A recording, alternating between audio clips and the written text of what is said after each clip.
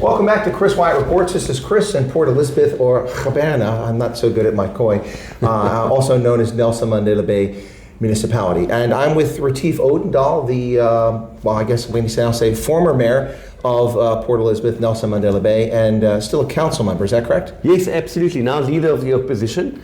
And I'm glad you say former mayor, not has-been. Because I don't want to be a has-been. Yeah, no. That's could have been, would have been, should have been, but no, but former mayor, and we'll talk a little bit about that. Let's see, let me run through the list of things and see what I get correct and what we get wrong. So you're a member of the Democratic Alliance, you're a councillor here, you were a former member of the provincial legislature. Yes. You are the leader of the caucus for the party here in the town. You're an attorney, practicing attorney, and a father, yes?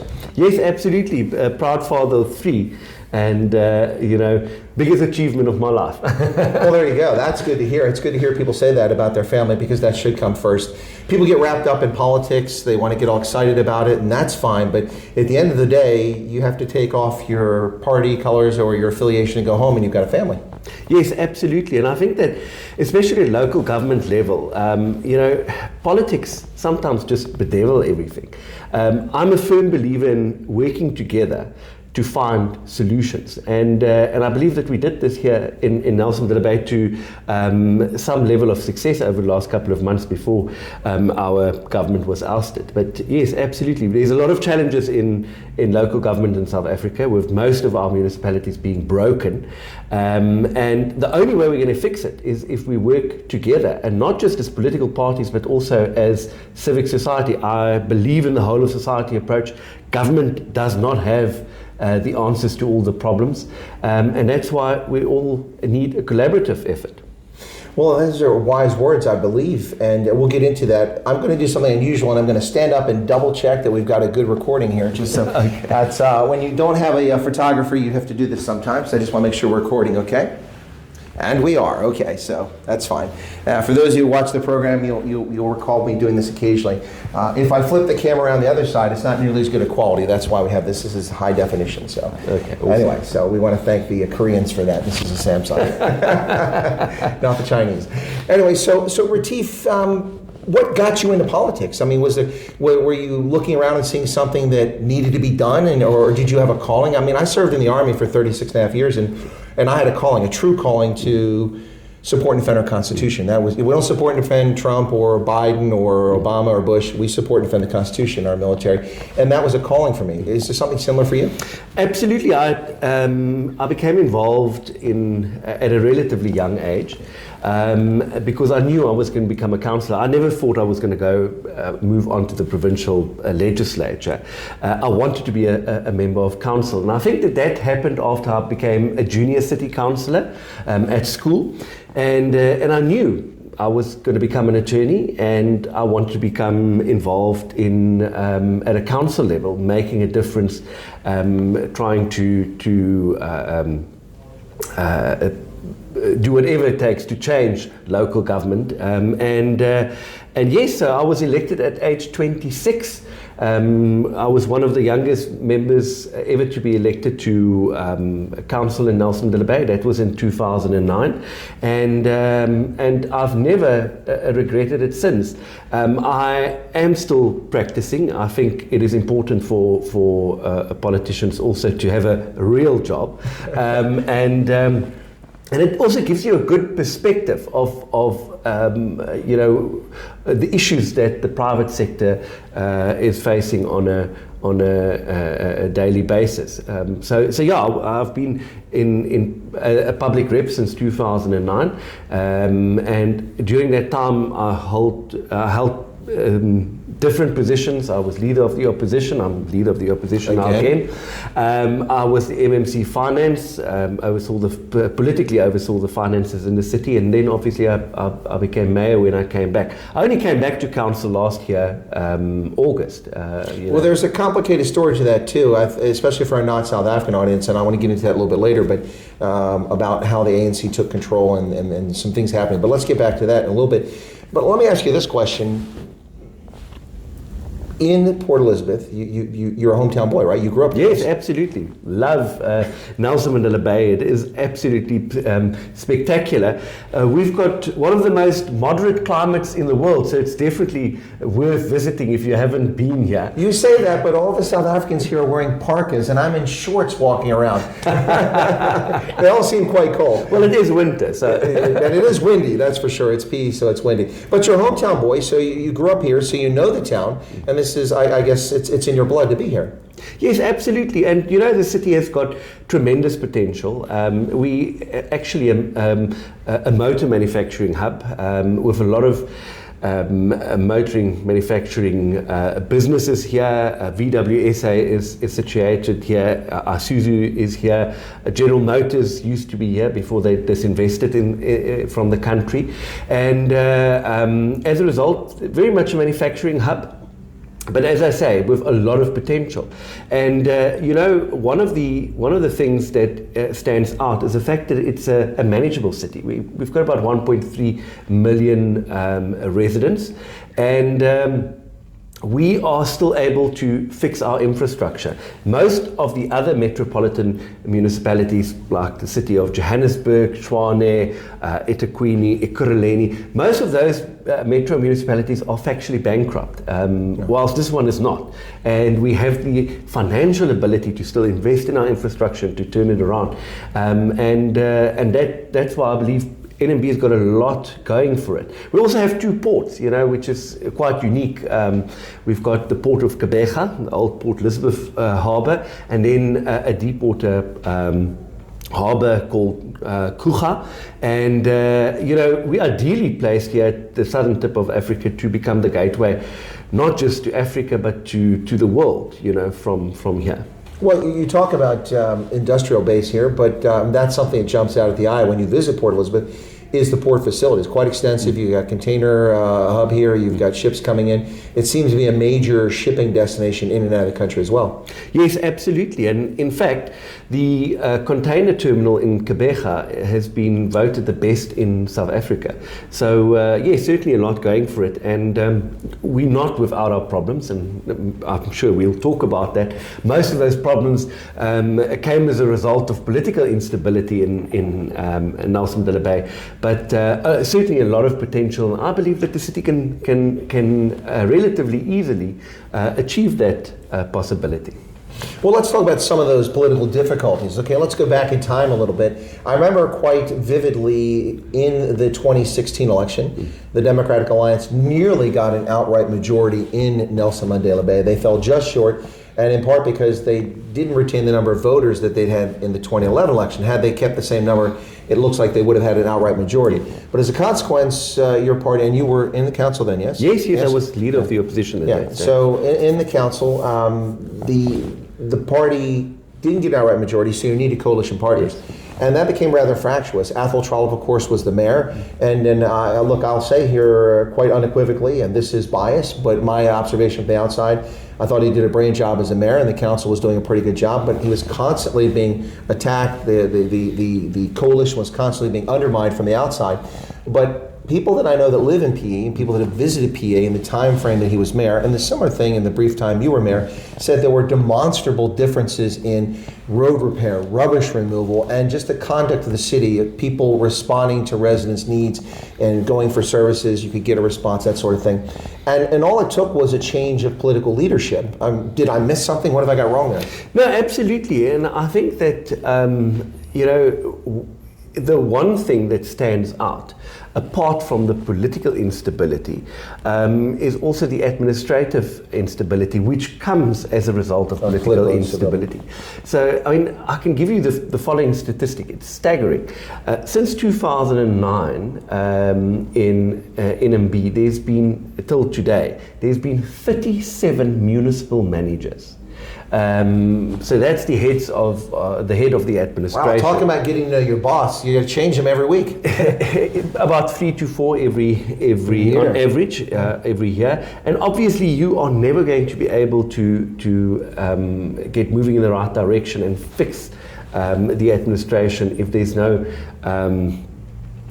no consistency at an administrative no stability. Then yes. you can't come up with a plan, because before you can begin to implement it or fund it, you're gone. At the same time, since 2009, over the same period, there was also 11 mayors. And that equally becomes problematic. So at the end of the day, I think that during the Trollop era, we were determined to make sure that we hold officials to account, reintroducing monitoring and evaluation processes, making sure that you appoint just fit-for-purpose individuals at the top echelons of the administration, and then hold them to account. So they have to make sure that their middle management is held to account, and so it cascades down. So that people know that you're a public servant. You are there to service the community, and that if you don't do your job or you corrupt, then you're going to be ousted. And you're no longer welcome in the city administration. And I believe that we've done really good at that over that period of time. But since 2018, unfortunately, there's been an exponential decline in basic service delivery. The administration has basically collapsed in certain instances, with certain functions becoming more and more difficult to be performed. And that brought us still to last year, the financial year 21-22, where the city recorded the worst service delivery records to date since its inception in the year 2000. Obviously, it was different municipalities that were put together, but the worst service delivery records to date, and that's just before we came in. So I was voted in last year September. Just after the start of the new financial year. And just to indicate to you that our financial year runs from the 1st of July, it's now municipal financial year, it's the 1st of July to the 30th of June. By the time that I was elected, which was on the 22nd of September, the first quarter of the financial year was gone. Mm-hmm. But the council only managed to spend 1% of its budget. Within the first quarter. Money isn't really the problem. Money isn't it's the capacity to be able to do the work and to give a leadership. I believe that a lot of the problems in this municipality originated as a result of officials not wanting to take decisions. Because you must also remember that the city administration was broken down by design over the last couple of years. And so it becomes easier not to take a decision, then you don't compromise yourself. But take no risk. Yes, absolutely. And I always say to officials that the only thing worse than taking the wrong decision is not making any decision at all. Well, let me come to that, because there was a story here in Nelsonville Bay just recently, I think it was last year, where this is before the DA took over, that the ANC was leading the coalition at the time, if I'm not mistaken. There was money allocated by the national and provincial government for child feeding programs. And they returned something like 62 million rand back to the government at either provincial or national level, and it was reported 15 infants and toddlers starved to death here because they didn't get those funds. Is that a true story? I mean, it was in the media. Yes, absolutely. So that's horrific. I mean, is that just incompetence? It is shocking. It is incompetence, and also because, as I've said, officials aren't held to account.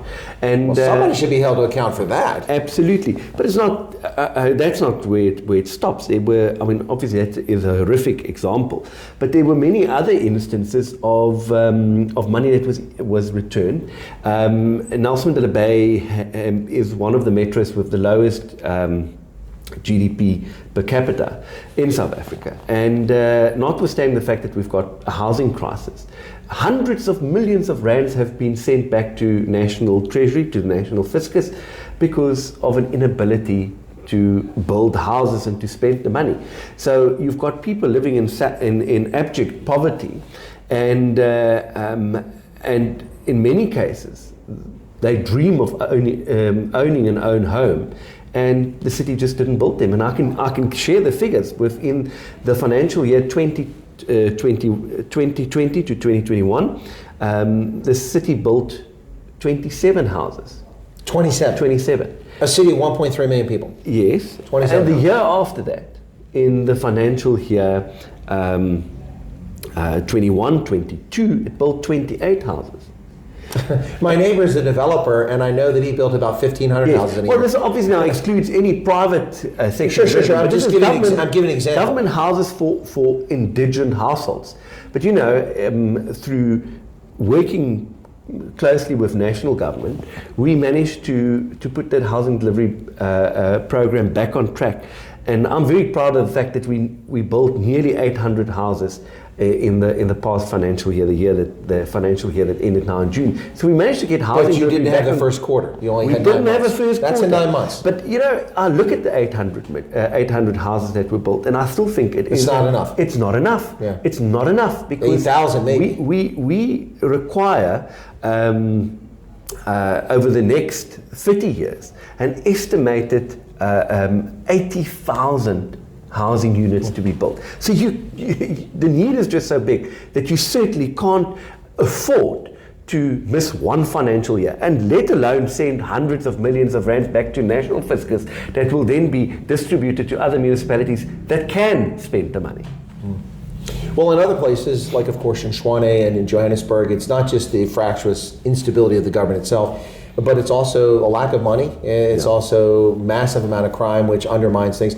I saw here in Nelson Mandela Bay as well, I see people who are down by the beaches, ripping out the spigots where people are supposed to rinse off coming out of the sea, cutting down the poles because they know when load shedding is, they know when there's no power running, so they go and steal all the cable and just get a few hundred rand for it. That seems to be also a problem you're having here in Nelson Mandela Bay, is crime. So I think that one always thinks of the opportunity cost of our energy crisis as loss of GDP, loss of productivity of Business opportunity. Yes.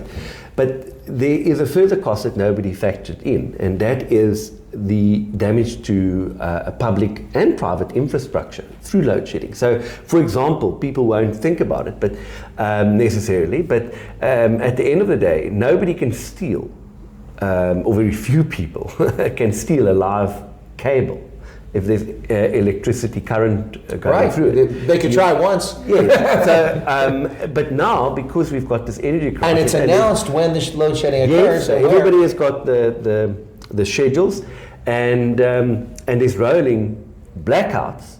It's easy for thieves to go and target light copper poles cabling and all fiber this and steal it. So we lose as a city literally hundreds of millions of rands every year, and it's not just in Nelsonville Bay, it's across the country. Sure. In actual fact, in other areas probably worse than here, but it is something that needs desperate attention. One of the proposals that our government made was to actually create a bylaw within the city to prohibit the trading of second-hand copper, purchasing and sale. And yes, that might be unfair towards the guys that are not buying or selling private sector recyclers, metals, But the reality is that the law enforcement agencies are just absolutely losing the fight, and it's costing us millions of rands, but it's also exposing our people's lives to danger. Oh, absolutely. Especially when lights are taken out, it's much easier for criminals to break into homes and that sort of thing. Absolutely. And do it under the cover of darkness. Let's jump back a little bit. This is fascinating, but I probably spent 3 hours talking about this topic. But let's jump back a little bit to when you became the mayor. Now, let me recount what I heard from the outside, and you tell me what I got wrong, okay? Mm-hmm. It's always good to get the ground truth. I don't believe everything you hear. I know. That's why I'm here asking the questions. All politicians tell you. Okay, but I'm asking from a primary source. You were there. Now, with this last election, and for those hoping that Nelson Mandela Bay would remain either under a coalition or direct DA control, I'm not a fanboy for the DA. I'm not for or against it. I'm just saying that what we saw had to go, and so I was hoping for some different administration. With the 2021 municipal election, of which I did extensive coverage, we saw that the DA actually lost some seats in council, but they weren't the only ones. Yancey also lost seats too. But the point is that instead of gaining seats to get that outright majority, they now had to rely even more on a coalition. A coalition was formed, and there was a vote, and the ANC won the vote, and the news media said the reason was because the DA councillor didn't show up, and that councillor was Retief Odendaal. Now, what I understand is that, and this is why I need you to clarify this, you were actually in the provincial legislature at the time and didn't ask to be considered for the council. That's the story I have. And so that may have been a bit misleading story, because it was promoted as if, well, the DA allowed the ANC to win the coalition vote because one of their councillors failed to show up. Now, no, it was very clear. You know, we had extensive negotiations. And by the way, I was actually the campaign manager for the 2021 elections in Nelsonville Bay. We knew it was going to be extremely difficult to put a coalition government together, and that there was a likelihood that we had to put a 9 or 10 party coalition together in order to have a majority government in the city. So there were extensive negotiations, and then those negotiations failed, and we really tried everything in our ability to put it together. And, every honest thing. Yes, absolutely. And then I asked whether I should resign to come to Nelsonville Bay From the provincial legislature, and my party said to me, you know, what's the point? Because I was made available because of my financial skills that I have to be able to, in all probability, oversee the finances in the city. And when that was no longer likelihood, I was told to not resign. The interesting factor about that is also that, you know, if it went that way, it would have still been a tie. Yeah, it would have been a tie, so you still wouldn't have won. A coin toss. Coin toss. And, you know, we wouldn't have been able to put a majority coalition together. So it would have been a highly unstable minority coalition, which was likely to be ousted within a couple of weeks. So, I mean, you know, obviously that's the narrative that the media want, or certain media houses want to put yes. out. But, you know, at the end of the day, that's the true story. We couldn't form a coalition, and it's after extensive talks, negotiations, and it just didn't work out. Stage, yes. No, well, that helps. I mean, that's what I suspected. But again, the legacy media like to run with certain narratives, and that's the narrative they ran with. Okay, so you do come in last year after the first quarter's over the fiscal year in September, and you're able to form a coalition, and the ruling coalition is ousted. You guys take over, and you begin serving as mayor, and then you're ousted sometime after that.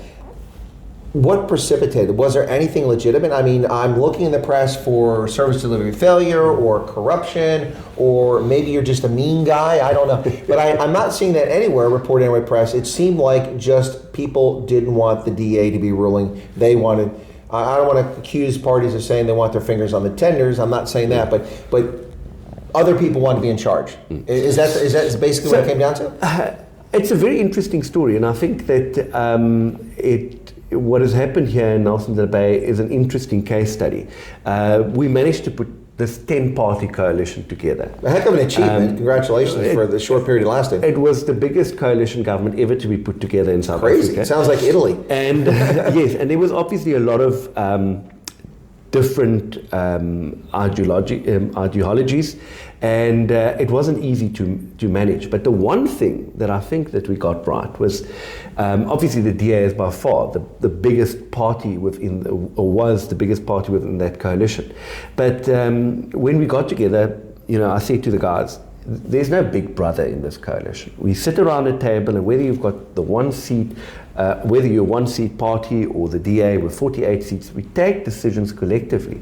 And that worked relatively well. We treated one another with respect.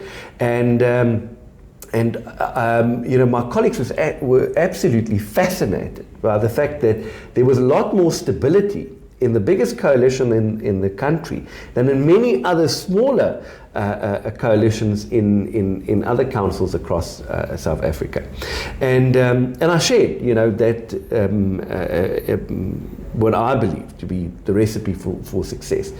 Inevitably, it was the Northern Alliance, and they had 3 seats that were offered the position of mayor, that eventually led to our demise about 8 or so months later.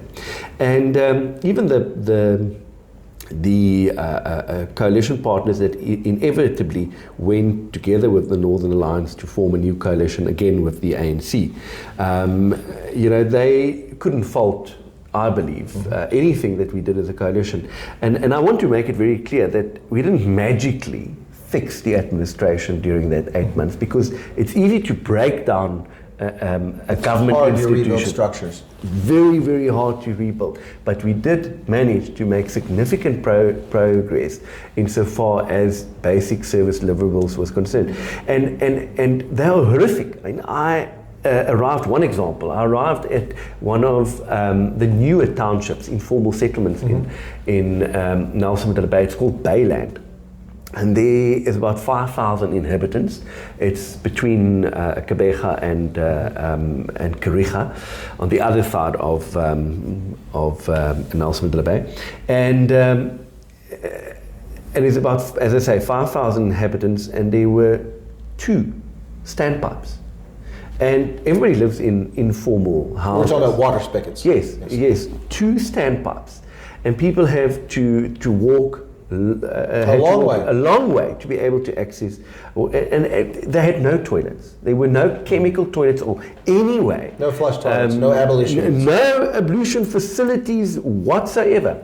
And we found that not just in that community, but many other communities, especially poor communities that were very hard hit by the maladministration and incompetence of the city. So we did a lot of work insofar as our informal settlements were concerned, just to be able to provide people with dignity, and in many instances that meant providing chemical toilets to them, which portalets we would call them, which is really basic sanitation, and not something to be proud of, but certainly a lot better than having nothing in place whatsoever.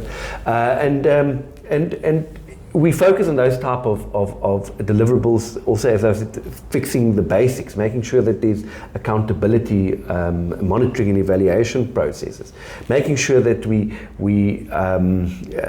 identified contracts where we didn't get value for money, and set them aside, and just managing our financial affairs far more prudently. It is in essence almost running a municipality like you would run a private sector business, with one major difference, and that's obviously also having a safety net for the poor. And there's no profit motive. Yes, of course.